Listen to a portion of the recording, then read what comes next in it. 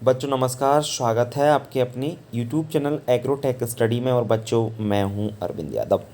बच्चों MPPAT का practice test लेकर फिर मैं हाजिर हूं बच्चों, जिसमें हम क्रॉप प्रोडक्शन और एनिमल हस्बेंड्री के दोनों से रिलेटेड MPPAT के लिए क्वेश्चनों को हल करेंगे। अगर आप PAT के छात्र हैं तो पूरा वीडियो को अंत तक देखें और लास्ट में हमको ये ज़रूर बताएं कि आप कितना क्वेश्चन लगभग कंप्लीट कर पाए हैं। ठीक है बच्चों, अगर आपको कहीं समस्या आती है तो हमारे व्हाट्सअप नंबर एग्रोटेक स्टडी 7224002628 पर आप व्हाट्सअप करके आपकी समस्या का निराकरण पा सकते हैं। ठीक है बच्चों, चलिए अब हमें प्रैक्टिस टेस्ट की शुरुआत करने से पहले मैं आपको थोड़ा सा बता देता हूं कि अगर आप हमारे यूट्यूब चैनल पर नए हैं तो चैनल को सब्सक्राइब ज़रूर कर लीजिए। ठीक है, MPPAT का टेस्ट दिसंबर तक जा सकता है। आप लोग तैयारी करते रहें, रेगुलरिटी बनाए रखें। जितना लेट है उतना ही बेहतर है, क्योंकि जब से जैसे ही आपकी तैयारी हो जाएगी। ठीक है ना, चलिए ये रहा आपका सबसे पहला प्रश्न आपकी स्क्रीन पर। बच्चों, पशुओं के सींगों में प्रथम छल्ला कितनी आयु पे बनता है? जी हाँ बच्चों, आपको पता होना चाहिए कि पशु के छल्ले देखकर हम पशु की आयु ज्ञात कर सकते हैं। तो पहला जो छल्ला है वो कितनी उम्र पर बन जाता है? 2 वर्ष की उम्र पर, 4 वर्ष की उम्र पर, 3 वर्ष की उम्र पर, और डी है आपका 5 वर्ष की उम्र पर। तो बच्चों आपको याद रखना है, पशुओं के सींगों में प्रथम छल्ला कितनी आयु पर बनता है? ध्यान रहे 3 वर्ष की आयु पर। क्यों? 2 वर्ष तक कोई छल्ला नहीं आता, तीसरे वर्ष एक छल्ला आता है, तो आप लोग कह सकते हैं उसकी उम्र कितनी हो चुकी है? एक छल्ला अगर उसके सींग पर है तो उसकी आपकी उम्र हो चुकी है 3 वर्ष। ठीक है ना, आप बस कुछ नहीं करना, जितने छल्ले हैं उसमें +2 कर देना है, क्योंकि 3 साल में एक छल्ला आता है। तो आप ध्यान रखेंगे इसमें प्लस कितना कर देना है? 2 प्लस कर देना, जितने छल्ले हैं तो आपको पशु की उम्र ज्ञात हो जाएगी।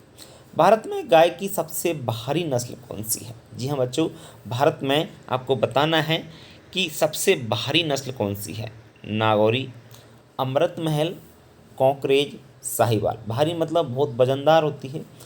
कौन सी नस्ल होती है वो आपको बताना, नागौरी, अमृत महल, कॉकरेज या साहिवाल। तो बच्चों भारत में गाय की सबसे जो भारी नस्ल है वो है आपकी कॉकरेज। कॉकरेज आपकी सबसे भारी नस्ल है। ठीक है, और बाकी मैं आपको थोड़ा सा और बता देता हूँ बच्चों, जो साहिवाल नस्ल है इसका दूध सबसे अधिक मीठा होता है, क्योंकि इसके दूध में सबसे अधिक क्या पाया जाता है? लैक्टोज पाया जाता है। ठीक है, चलिए अब बढ़ते हैं हम लोग आगे। नेक्स्ट है आपका, विश्व में सबसे ज़्यादा अंडा उत्पादन वाली मुर्गी की नस्ल कौन सी है? वर्ल्ड में सबसे ज़्यादा एग प्रोडक्शन करने वाली मुर्गी की नस्ल कौन सी है? ए है प्लाउ माउथ रॉक, बी है रोड आइलैंड रोड, सी है वाइट लेगहॉर्न और डी है असील। तो बच्चों विश्व में सबसे ज़्यादा अंडा उत्पादन करने वाली नस्ल है आपकी वाइट लेगहॉर्न। वाइट लेगहॉर्न लगभग 250 से 300 अंडे आपके देती है।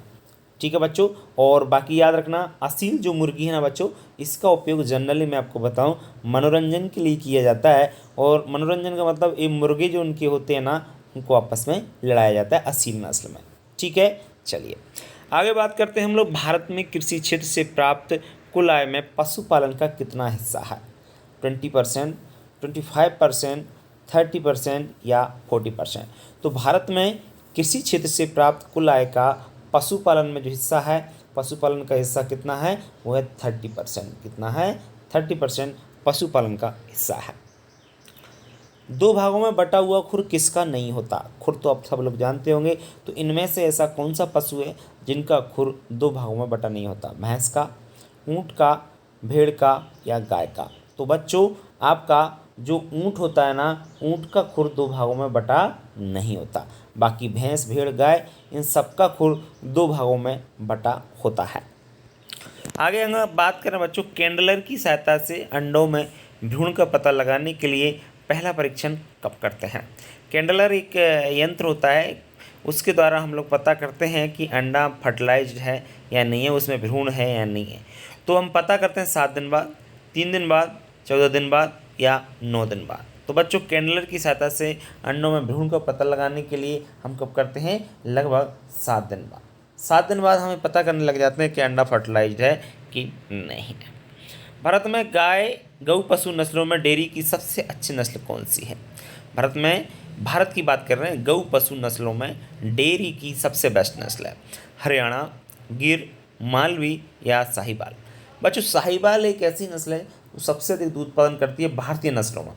भारतीय नस्लों में सबसे अधिक दूध उत्पादन साहिवाल करती है, इसलिए इसे डेयरी नस्लों की सबसे बेस्ट नस्ल माना जाता है।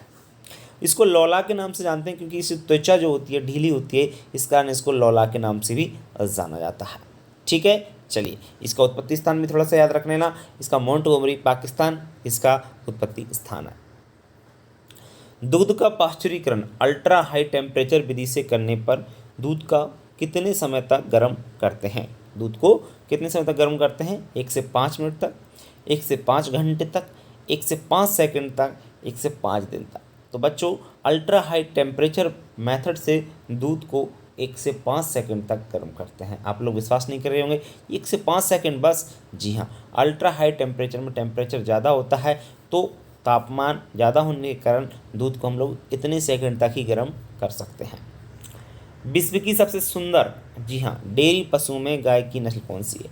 विश्व की सबसे सुंदर नस्ल कौन सी है गाय की जो देखने में बहुत सुंदर लगती है? ए है साहिवाल, बी है आयरशायर, सी है जर्सी और डी है करंटीज। तो बच्चों विश्व की सबसे सुंदर नस्ल कौन सी है गाय की? याद रखना, वो है आपकी आयरशायर। आयरशायर नस्ल देखने में बहुत सुंदर लगती है। ठीक है, और बाकी तो आप लोग जानते हैं करनफ्रिज जो आपकी नस्ल है, ये आपकी जो है संकर नस्ल है गाय की। और जर्सी जो है, ये जर्सी आपकी सबसे ज़्यादा फैट परसेंट पाया जाता है विदेशी नस्लों में। साहिवाल का सबसे ज़्यादा मीठा होता है भारतीय नस्लों में, ये आपको पता ही है। ठीक है, चलिए बछड़ों में सींग रोधन का सबसे उपयुक्त आयु कितनी होती है? सींग रोधन मतलब उनके सींग काटे जाते हैं तो कितनी उम्र पर बेस्ट रहता है? 4 से 6 दिन, 1 माह, 6 माह, 1 वर्ष। तो याद रखें बछड़ों में जो सींग रोधन है सबसे उपयुक्त आयु है 4 से 6 दिन। कब होती है? 4 से 6 दिन सबसे बेस्ट माना जाता है। सपरेटा दूध में वसा की मात्रा कितने प्रतिशत से अधिक नहीं होना चाहिए? जी हाँ, जो सपरेटा दूध होता है उसमें वसा की जो मात्रा है वो कितने से अधिक नहीं होना? 0.1%, 1%, 0.5% या 5%। तो बच्चों याद रखें आंसर इसका सही होगा 0.1%। सपरेटा दूध वह दूध होता है, क्रीम निकालने के बाद बचा हुआ जो दूध होता है उसे हम सपरेटा दूध कहते हैं, और उसमें जो फैट रहता है ना वो 0.1% से अधिक नहीं होता है। ठीक है, चलिए अब बढ़ते हैं हम लोग आगे नेक्स्ट आपके क्वेश्चनों की ओर। चलिए बच्चों आपको बताना है बील का कुल कौन सा है। बील जो होता है ना, इसको हम लोग अलग अलग नामों से जानते हैं अपने अपने क्षेत्र में। बील चिपकाने वाला इसमें एक पदार्थ होता है, म्यूसिलेज पाया जाता है जनरली, इसलिए चिपकता है। और इसका कुल की बात कर रहे हैं तो सेपेंडेसी, रूटेसी, रोजेसी या मेटेसी। तो बील का जो कुल है बच्चों वो कौन सा है आपका? वो कुल है आपका रूटेसी, क्योंकि सभी आपके जितनी भी खट्टे फल होते हैं, नींबू है, संतरा है, माल्टा है और जो भी है, तो उनका सबका कुल रूटेसी है और उसी के अंतर्गत आपका बील आता है। विशेष आप लोग याद रखना। बाकी सेपेंडेसी जो कुल है वो आपका किसका है? सबको पता है। सेपेंडेसी कुल आपका किसका है? पता है कि नहीं? बेर का। ठीक है ना, ये आपको पता है। मेटेसी आपका अमरूद का और जामुन का है। ठीक है ना, तो ये थोड़ा सा आप लोग याद रखेंगे।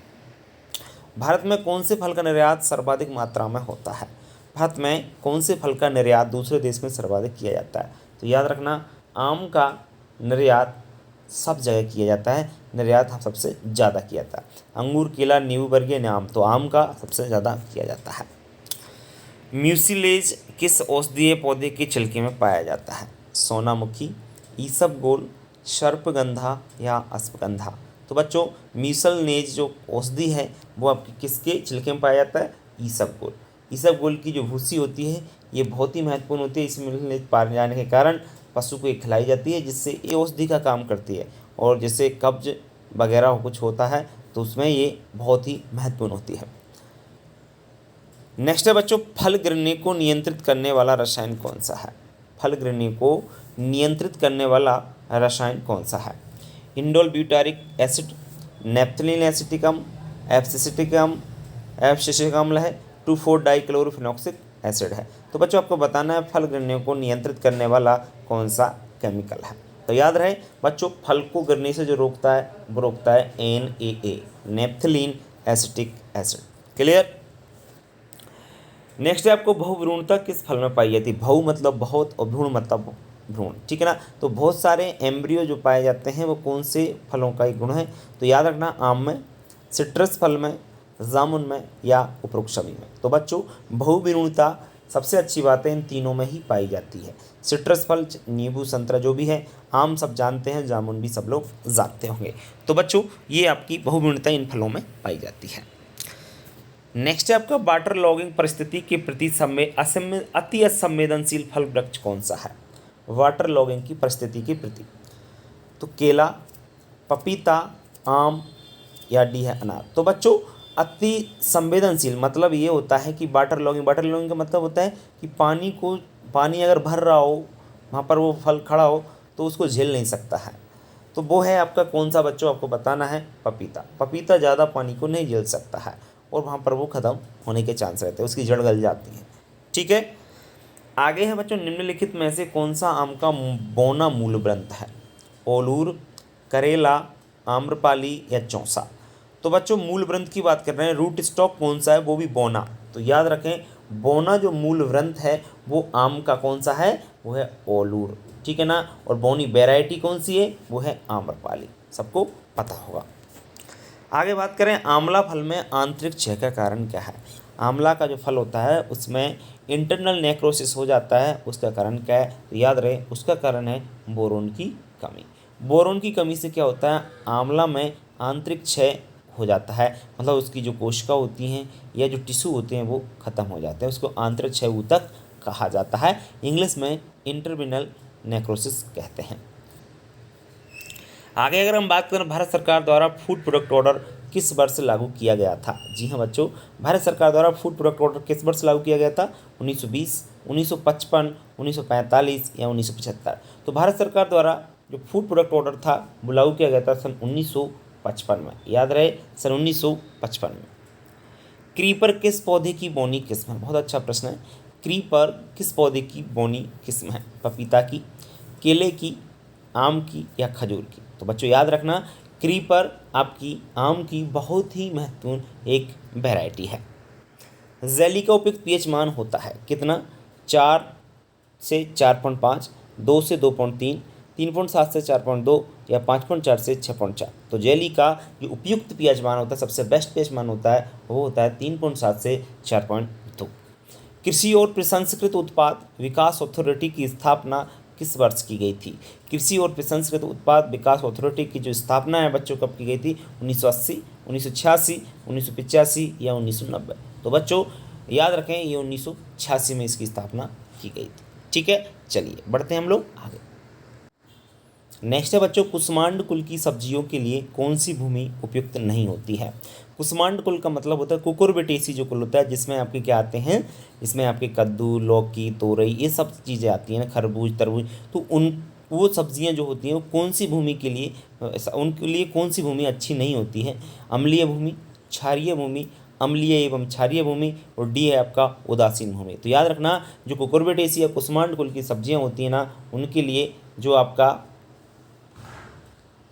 भूमि है वो कौन सी बेस्ट नहीं रहती, ध्यान रखना, वो नहीं रहती अम्लीय भूमि में इनको हम लोग नहीं उगा सकते हैं, ध्यान रहे। आलू का कंद बनने के लिए कितने डिग्री तापमान आवश्यक होता है? 21 से 23 डिग्री, 17 से 19 डिग्री, 25 से 27 डिग्री या 15 से 17 डिग्री। तो आलू आपकी रवि ऋतु की फसल है, रवि ऋतु की सब्जी है, इस समय क्या रहता है? टेम्परेचर कम रहता है, तो इसके लिए सबसे बेस्ट जो टेम्परेचर होता है वो होता है 17 से 19 डिग्री। ठीक है, याद रहे। आगे बात करें निम्नलिखित में से कौन सी पूरक फसल आम के बगीचे के लिए बेस्ट है?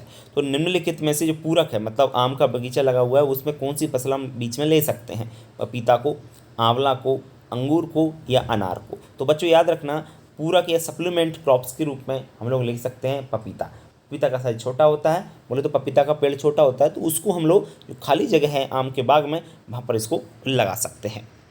नेक्स्ट है फूल गोभी में ब्लांचिंग क्रिया सामान्यतः कौन सी किस्मों में अपनाते हैं?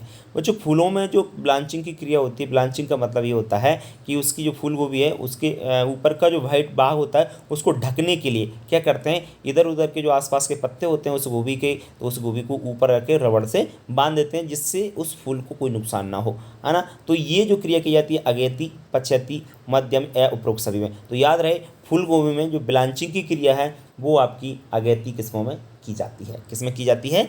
अगेती किस्मों में की जाती है। कृष्णा और कंचन किसकी किस्में हैं?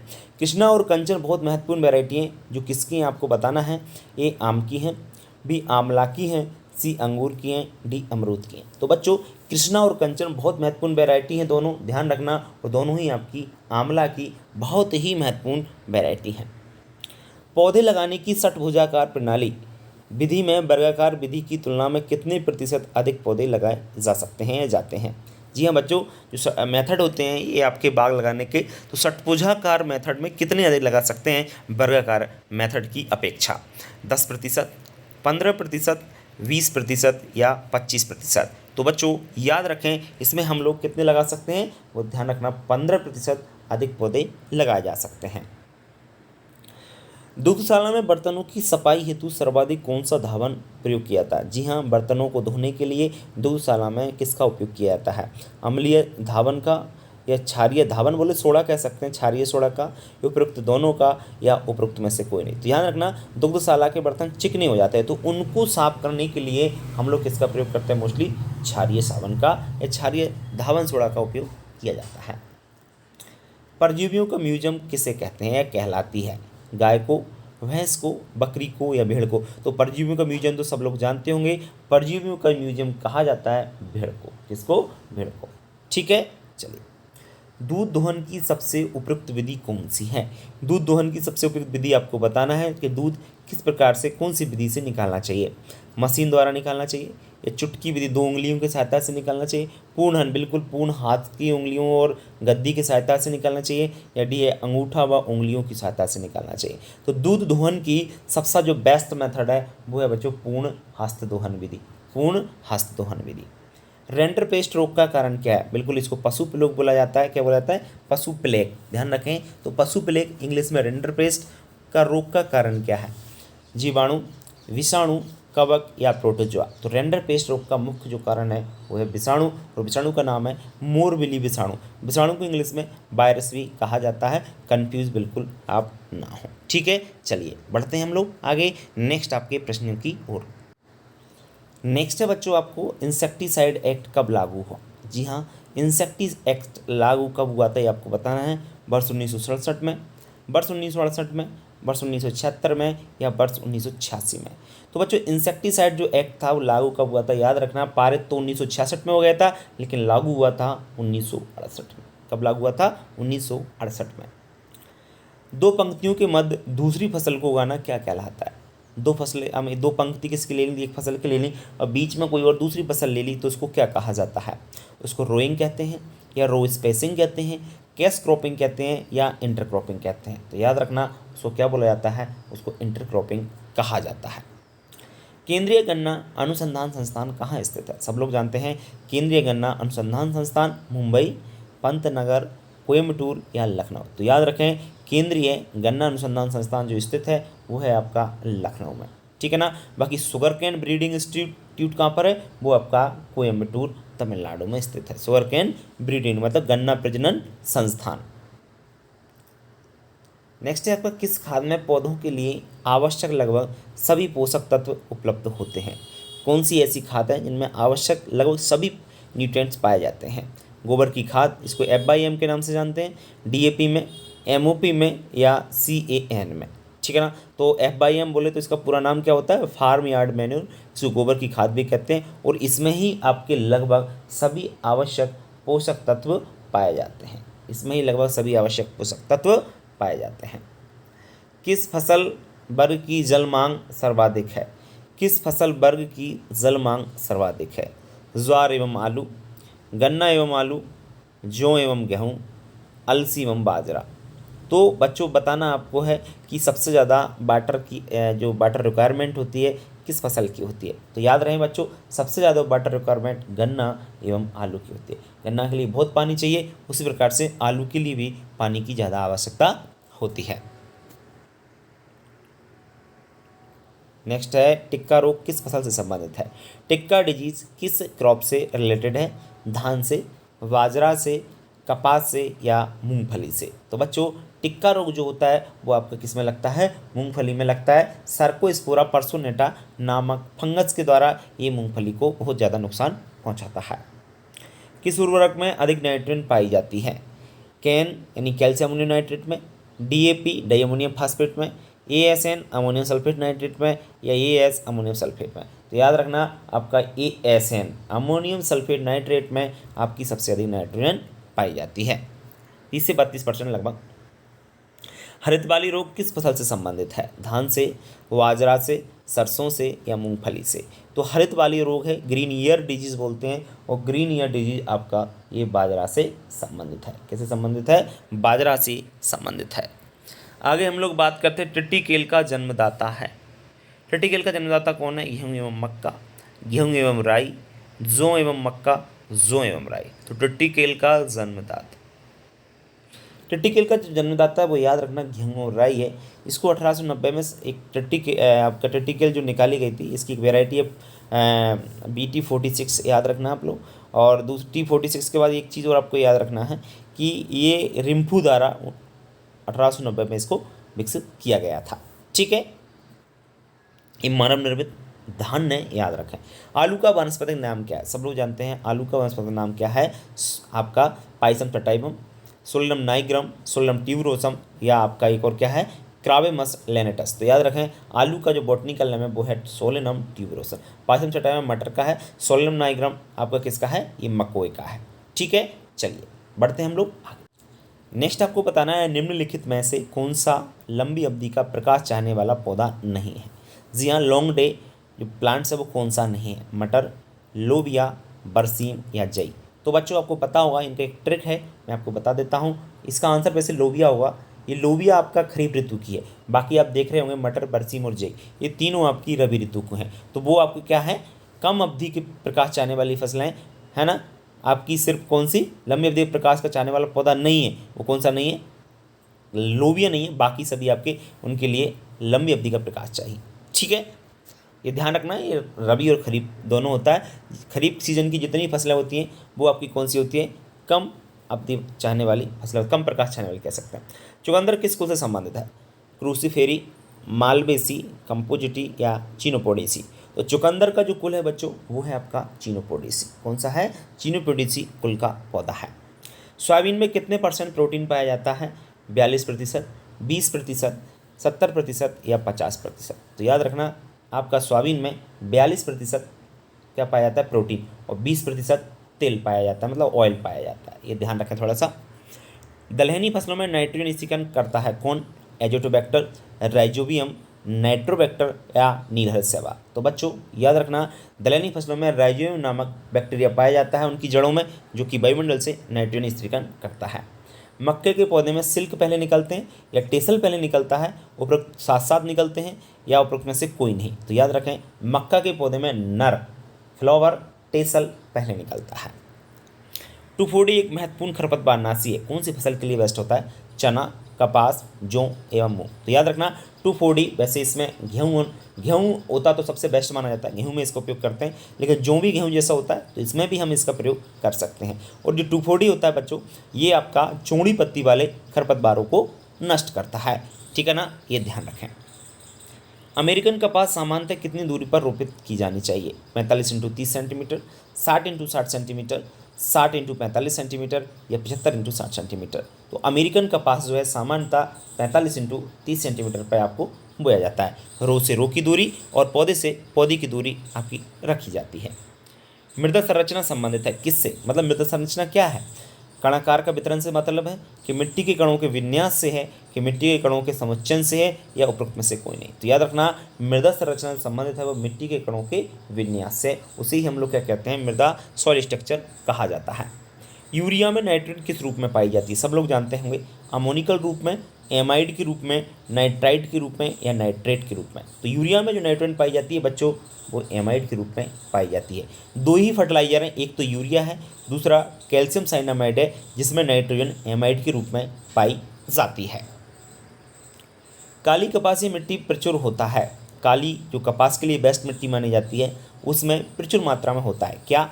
मोंट मिल्लोनाइट होता है, केलाइट होता है, क्योलिनाइट होता है, या क्लोराइट होता है? तो बच्चों याद रखें काली मिट्टी में जो प्रचुर मात्रा में होता है वो होता है मोंट मोल्लोनाइट।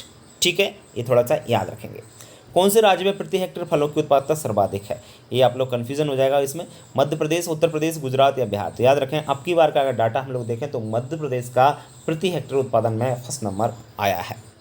पके हुए फलों में कौन सी गैस निकलती है? सब लोग जानते हैं, अमोनिया, एथाइलिन, मीथेन या सभी। तो पकी हुए फलों में जो गैस निकलती है वो निकलती है एथिलीन, और एथिलीन गैस ही इन फलों को पकाने के काम आती है। ठीक है बच्चों, तो आज की वीडियो में इतना ही। लगभग आपके 60 क्वेश्चन हो गए, 60 क्वेश्चन कंप्लीट कराए हैं मैंने, आपको पता चल गया होगा। और आपके कितनी क्वेश्चन सही हुई एक कमेंट बॉक्स में लिख कर जरूर बताएं बच्चों। और आप लोग तैयारी करते रहें पीएटी की, कोई दिक्कत नहीं है। क्रॉप एनिमल हम पर छोड़ दीजिए, क्रॉप एनिमल पूरा हम करा ही रहे हैं आपको। थोड़ा केमिस्ट्री, फिजिक्स, मैथ, बायो तो उनको थोड़ा आप लोग कहीं से एडजस्ट कर लीजिए, है ना। ठीक है, तो वीडियो कैसा लगा? वीडियो अगर अच्छा लगा तो वीडियो को लाइक करें, अपने दोस्तों को शेयर करना बिल्कुल न भूलें। तो बच्चों आज की वीडियो में इतना ही, कल फिर मिलेंगे नई वीडियो के साथ, तब तक के लिए बच्चों नमस्कार।